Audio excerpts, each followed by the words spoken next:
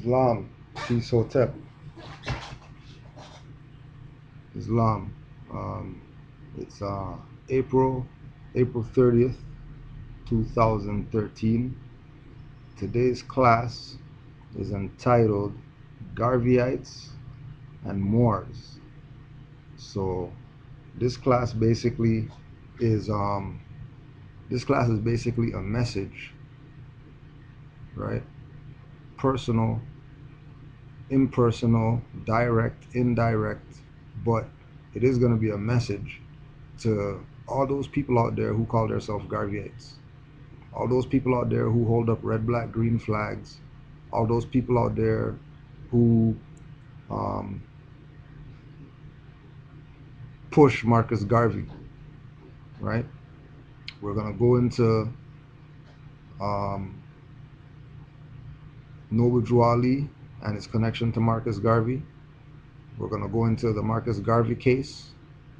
We're going to go into early members of the UNIA and make it clear, make it extremely clear to people who view this that there is most definitely, without a shadow of a doubt, a connection between the Garveyite Pan-African movement, which includes Rastafarians, Black Power and all them, because all those guys rep Garvey, and the Moorish movement founded by Noble Drew Ali, right?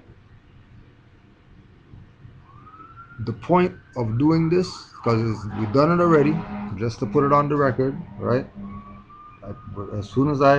When I nationalized, right? I nationalized as Negro Black Colored, right? Or I was Negro Black Colored before I nationalized, Pan-African, all that, right? So when I heard that, Noble Drew Ali said it's imperative for Moors to produce literature, I took it on myself to produce literature in order to present to all Garveyites, Rastafarians, Black nationalists, and Pan-Africans, because those are the schools of thought that I came from. And if I can get this, right? If I can get this, then anybody should be able to get this, right? It's that simple, okay? So the idea is to, again, put it on the record,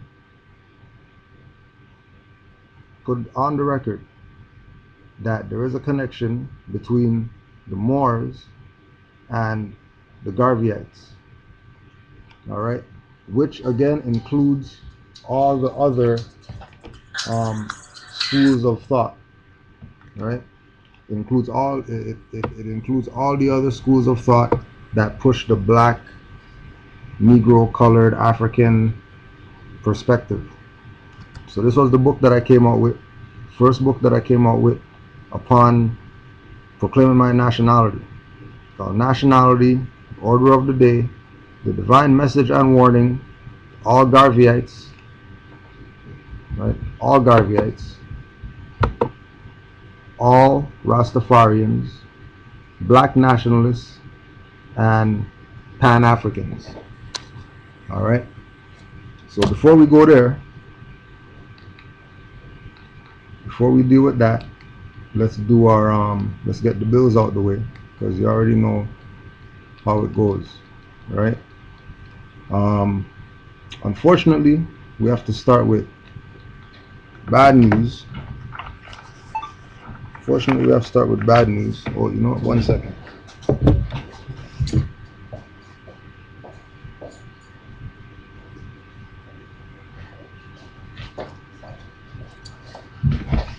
All right.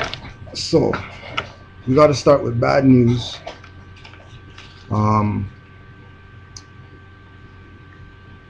Last week there was a shooting out here, and 20-year-old brother that was part of our part of a program that I used to be involved with in the west end of the city.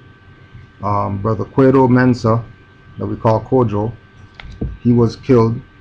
You know, usual black on black violence. Police are still searching for the suspect, who they describe as a black man, you know, short black hair, medium build, you know, denationalization process to try to get these people. So this is Brother Kojo, just so you can get his face out there, right? Now he was shot. Personally, you know, I knew the brother, and I don't know, he wasn't really that type of brother, you know, to be involved in those type of stuff. Like, that's just what it is. You know, this is not one of those situations where, you know, somebody's saying, oh yeah, you know, that person should have been involved in that, but, you know, like, he shouldn't have been involved in that. You know, I don't know if it was mistaken identity, if he was set up or whatever, but bottom line is he wasn't, you know, his frequency, his energy wasn't even on that type of stuff, right? So it's unfortunate, but you know, that's, you know, just like I said in the track on the Iron Sheik mix CD, you know, in the streets of TO, right? Anybody could get it in the streets of TO. You can get it just walking down the street, unfortunately, right? So we want to say rest in power, rest in peace, rest in Hotep to Brother Kojo. You know, your memory's going to live on and all that, and, you know that, you know, all the people who were around and who cared about you or whatever, you know, they're going to miss you dearly. But you know how we do already. We don't mourn and all that stuff, right? That's he's with the ancestors now, and he's going to do more better work. You know, he had his time. Obviously, it was his time to go. So, right? You know, he was taken to go do better work on the soul plane. So, next thing, wanted to touch briefly. There's a lot more. Wanted to touch briefly on a good brother, Jeff Fort. Right? The reason why I'm bringing up Jeff Fort, we'll get into that after. But we just want to give a quick, you know, give him a little 5 minutes just to go through some information on Jeff Fort, P Stone Rangers, and El Rukn. Right? All this information that we got is off the internet, so, you know, some of it is, you know, divisive, some of it is propaganda, fraud, and all that stuff, but some of it is legit, right? So as a youth, Ford flirted with the struggle for civil rights and black power as Black Stone Ranger, but he also had a predilection toward criminal activity, you know, as we all did. You know, that's nothing new. That's no, you know, everybody one time in their life, you know, whether it was jacking stuff at stores or whatever to go sell, or, you know, gambling, you know, dice, whatever, right? Everybody had this connection to so-called criminal activity, right? The Stones evolved into a secretive, selective El Rukns after Ford emerged from prison in the mid-70s with an orientation toward Islam. El Rukn is an Arabic term that refers to foundation or pillar. Law enforcement didn't relent despite the name change. Prosecutors tried out new war on drugs policies on the El Rukns, and Fort got sent to federal prison yet again in '83. The U.S. military contended that they heard Fort on tape belittle Nation of Islam minister Farrakhan for getting money from Gaddafi. In turn, Fort yearned for some of that Libyan largesse for the El Rukn nation. Farrakhan had received a $5 million loan from Gaddafi in the early 1980s to start a line of black personal hair products, which, you know, now let's just put it out there, you know, I haven't seen any NOI black hair product stuff come out. So we have to wonder, if you did get the 5 mil, what happened to it? What did they do with it? But we see a lot of mosques, and we see people, they have nice suits, and they are, the paper got thicker and all that stuff, but whatever, right? During the early 1960s, Ford earned the nickname Angel, which we'll go get into. That's not a nickname, right? For his abilities to solve disputes and form alliances between Rangers and other gangs. So clearly, right, they were solving disputes and forming alliances between Rangers and other gangs, right? This was what brother or Chief Malik L was doing with the El Rukns. They were solving disputes and forming alliances with other gangs, right? Which means that they were ending black on black crime, right? And there's a reason why they were ending black on black crime, because they were moving towards Islam, right? By the mid-60s, Fort assembled a coalition of 21 gangs with about 5,000 members. He organized the coalition under a governing body called the Main 21, composed of 21 gang leaders or generals. So even though, right, they have, like, now this is information that you could just go online and get, right? But as Moors, we have to decode information that isn't coming from our sources, right? So these so-called gang leaders or generals, right, were organized as a coalition under what they call, right, this is not what he said, this is what they said, right? They call it a governing body. There's only one place, there's only one organization that uses the term of governing body, and that's the Moor Science Temple, right? Others use it, but they're using it from the perspective of organization. Moors use it as a perspective of government, right? Hence, governing body. All right. The gang also received support from Presbyterian minister Reverend John Fry, who advised Harriston and Fort of how to manage their organization. In 72, Fort and 2 others were convicted of misusing federal funds, and Fort was sentenced to 5 years in prison. Fort served 2 years at the U.S. State Penitentiary and was paroled in 76. During this time at Leavenworth, Fort converted to Islam and assumed the name Prince Malik. After his release from prison in 76, he moved to Milwaukee and joined the Moor Science Temple. Right? So now when we deal with activity of the Moors, and you see Moors that are active, and they're active to the degree of ready to die for the movement. One, either they really committed to what Noble Drew Ali brought, or 2, they've been to prison before and they have nothing to lose. So they'll stand for this. They'll rep this harder than anybody else would rep this. This is why when we have, for example, there's members in our temple that did 4, 5, 6 years in federal prison, and some of those Moors stand up on nationality birthrights without nationality card, without paperwork, just by knowing the law, because they've been run through the system.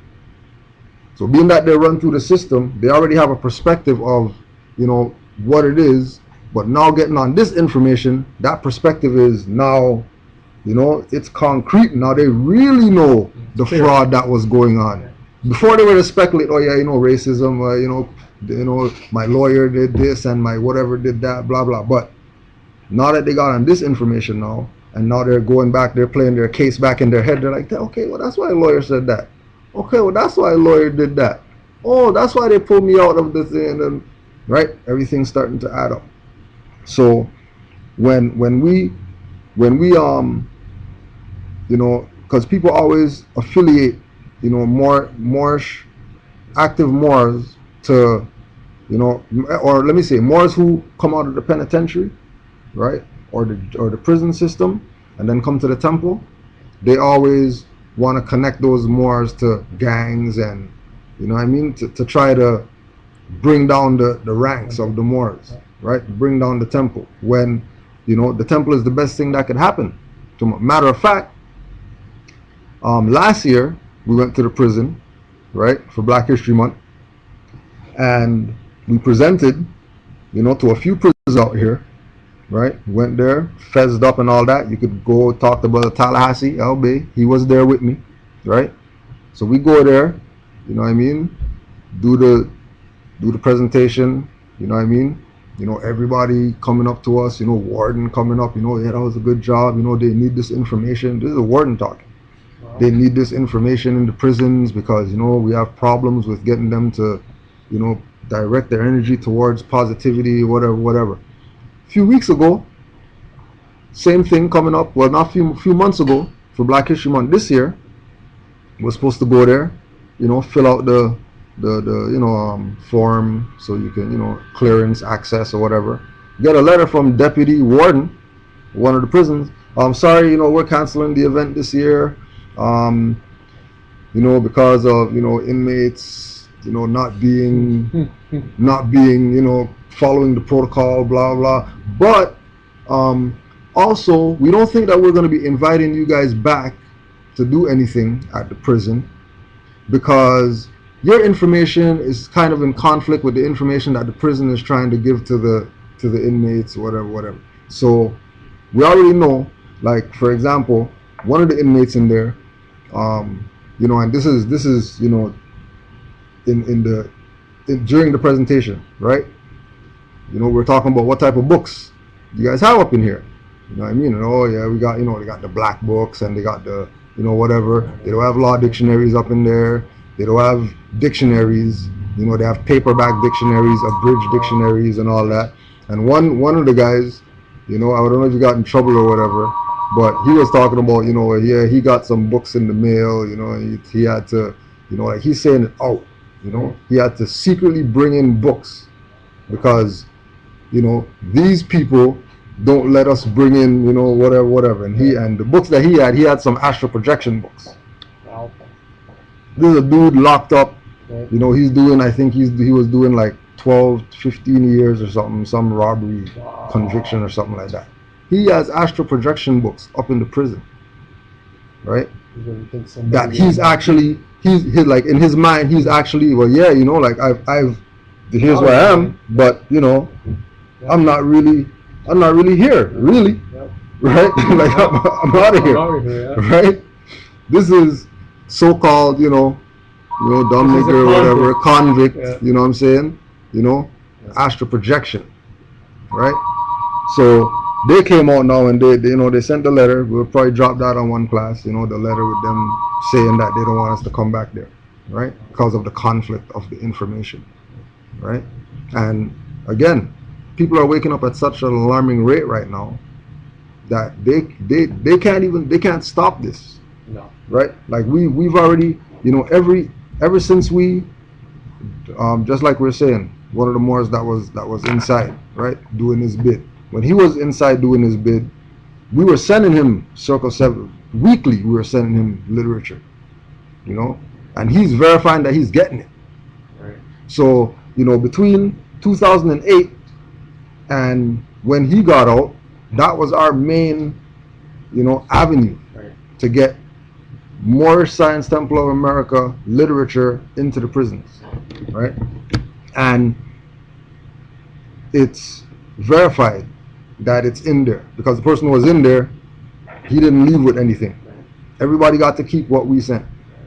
You know what I mean? So you could imagine the ripple effect, of that pebble being tossed in there, and the ripple effect that's going through guards, wardens, from prison to prison, because they always switch people around to different prisons. You get to take your property when you leave and all that stuff. You know what I mean?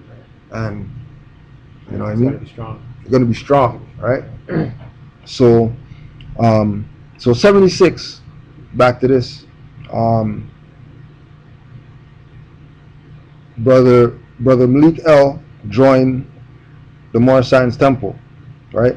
At that time, Ford renamed Black Pea Stones to El Rukn tribe of the Moorish Science Temple, so-called gang, right?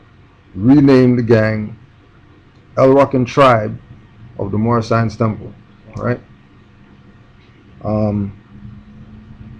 In 78, Ford returned to Chicago.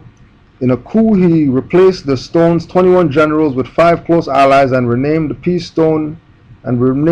Black Pea Stone Nation to El Rukn. Law enforcement speculated the conversation's motive was to take advantage of restrictions on law enforcement surveillance over religious organizations. So the idea is, he was a, criminal mastermind that said, hey, you know what, it'll be a good idea for us to make our criminal organization a religious organization. That way police can't touch us and whatever, right? It doesn't really go like that. It doesn't go like that. If you're coming onto the Moorish side of things, you're leaving your past behind you. You're not bringing your past to try to use this. Yeah, people do that. You gotta be on the right though. But you gotta be on the right. You know what I mean? You gotta be on the right. Right? During the 70s, the gang trafficking in cocaine and the gang trafficked in cocaine, heroin. In 83, Ford was convicted of drug trafficking charges, sentenced to 13 years in prison, was sent to Federal Correctional Institute at Barstrop, Texas. Ford continued to lead El Rukn through daily phone calls. He ordered members of El Rukn to meet with Libyan officials. Now, why would Libyan officials be meeting with some gang members? Right? This all ties back to Gaddafi, right? Them assassinating him, right?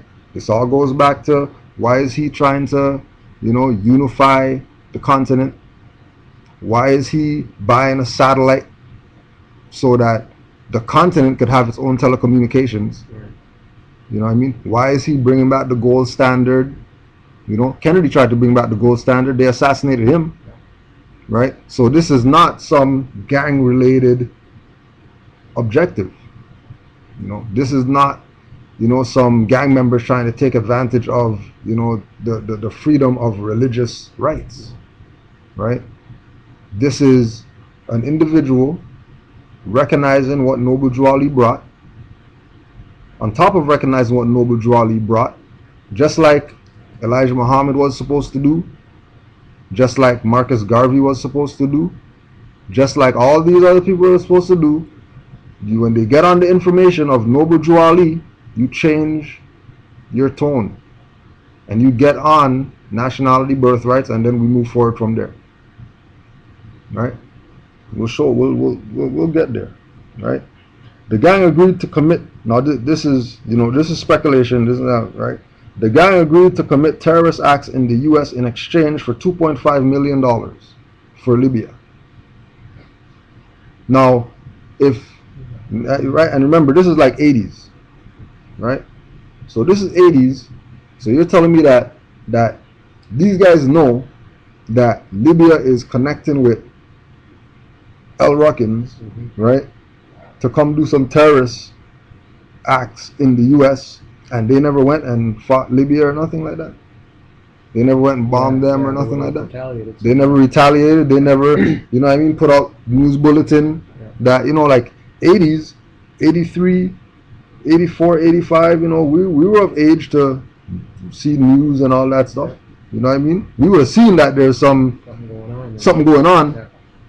Some gangbangers in Chicago are meeting with Libya to go bomb the United States. Right? Fraud. All fraud. Right?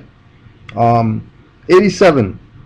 Ford was tried and convicted for conspiring with Libya to perform acts of domestic terrorism by use of COINTELPRO type methods. He was sentenced to 80 years imprisonment and transferred to U.S. Prison Marion, the federal supermax prison in Marlin, Illinois. In 88, Ford was also convicted of ordering a murder of a rival gang member and sentenced to 75 years. So 80 years plus 75 years. right? One guy. Because what? Why? Because he was unifying gangs, right? The ones who wanted to come on the straight path, Yeah. right? He was directly in contact with officials of nations that knew U.S is a private corporation and they're about to fall, so we need to get ourselves connected with the indigenous people of this land so that we can filter money through them, opposed to through this corporate juggernaut. He was taking money away from them, basically. Right? Okay? Anybody could see that. Now, this is another thing that we got to bring up. So if he was sentenced to 80 years in prison for conspiring with Libya, how come Farrakhan is still walking around here? He was conspiring with Libya. He met with Gaddafi, shook hands and all that, hugged him and all that.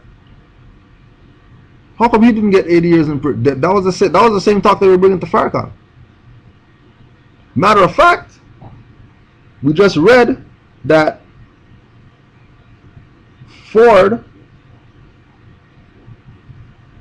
was on tape, right? Jeff Ford was on tape belittling Nation of Islam minister Farrakhan for getting money from Gaddafi before he became El Rukn, right, when he was still gangbanger. Yeah. So it's the same thing going on, right? He's getting money from Libya. One walks away and one gets one gets 150 years. One walks away. How come some people get to walk away and some people get 150 years? For the same reason that we always bring up King Alfred Plan and show those 12 organizations that were under 24-hour surveillance 7 days a week and became agents of Rome in order to keep these people black and proud, which is the exact thing that Farrakhan's doing, pushing the black agenda, right? Getting checks to keep people black and proud. And Jeff Fort, Chief Malik, he's doing 150 years on some bogus charges, right? So yesterday, I was having one of those days yesterday where you just want to strangle some people, and then get home, open the mail, and guess who sent a letter to Kudjo Adwo L, to Jeff Fort. Wow. This is April 15th, 2013, from Chief Mustafa Malik Ainge L. Right? In the name of the Almighty God Allah, the most gracious and most merciful, Islam, my brother from the MST of A in Canada.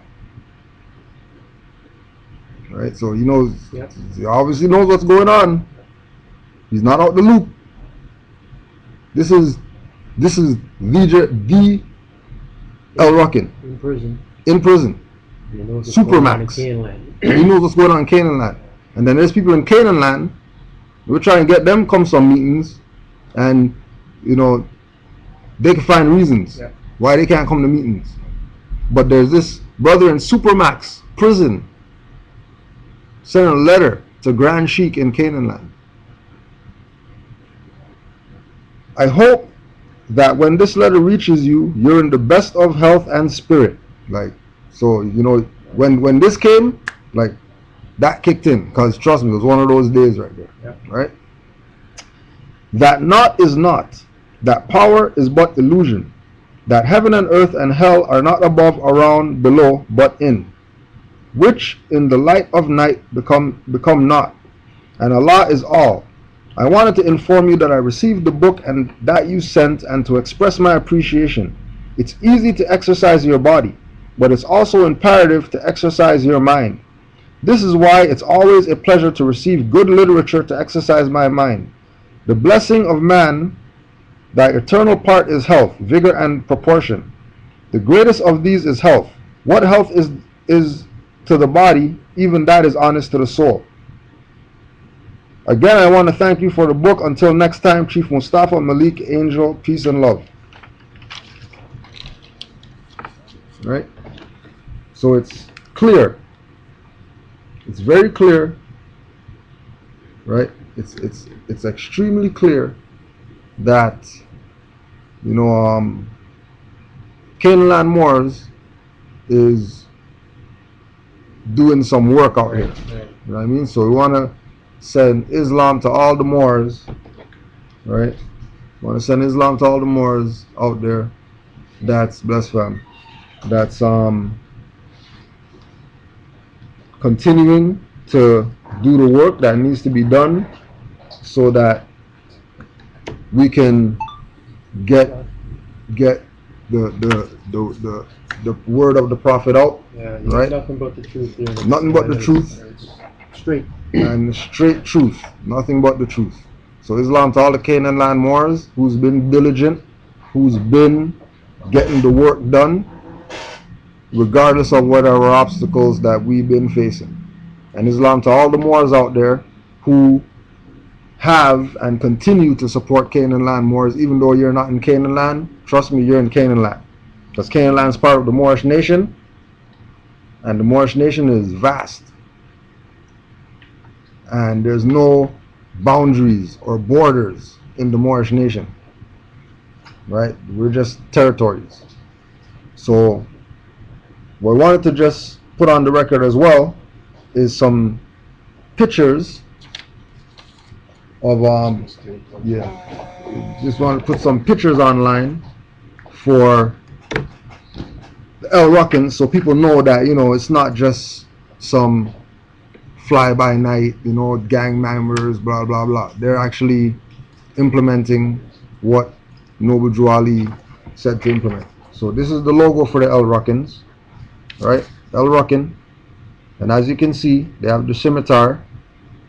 Love, truth, peace, freedom, justice written on the scimitar. Looks very familiar to symbology that you can see on sevensealspublications.com.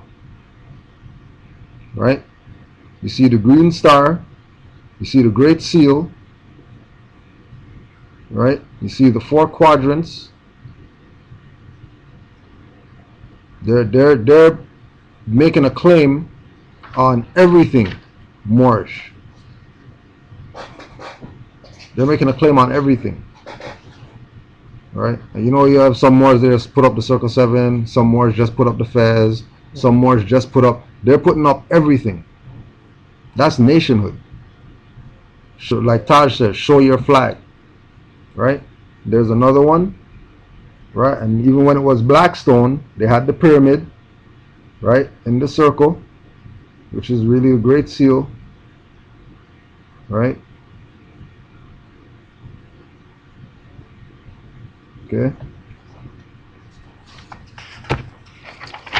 There's the God right there in the middle, Chief Malik, and there's some of the brothers standing around him. Right? Notice this brother right here. Show that they're not playing. Right? And not only that,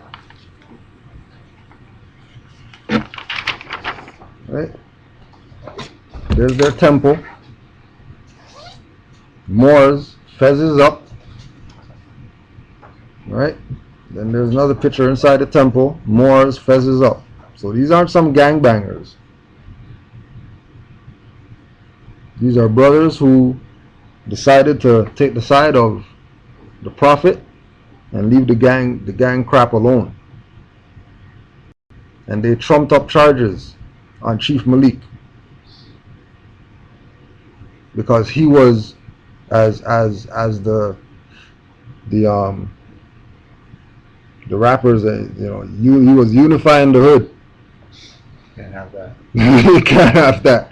You can't have Bloods and Crips coming together. You know what I mean? No organization amongst, so-called Negro, black, colored people. No way. And on top of that, they want to unite with some fezzes on and holding up Moorish banners and Moorish names and all that. It ain't happening. Right? It ain't happening. So that was just honors to, you know what I mean, to the, I don't know what to call him, political prisoner, the political prisoner, Chief Malik. And again, go out there, do your own research on Jeff Fort, L. Ruckins, Black Peastone Rangers, and all that, and you know you'll probably find some more info. Next